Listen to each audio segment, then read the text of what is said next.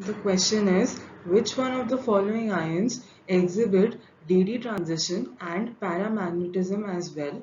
The solution is, now DD transition means that an electron in the d orbital on a metal is excited by a photon to another d orbital of higher energy.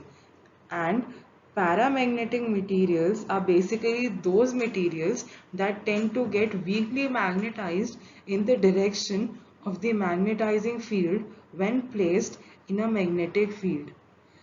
For both these things, we need an unpaired electron, and in case of CrO4 2-, there is no unpaired electron.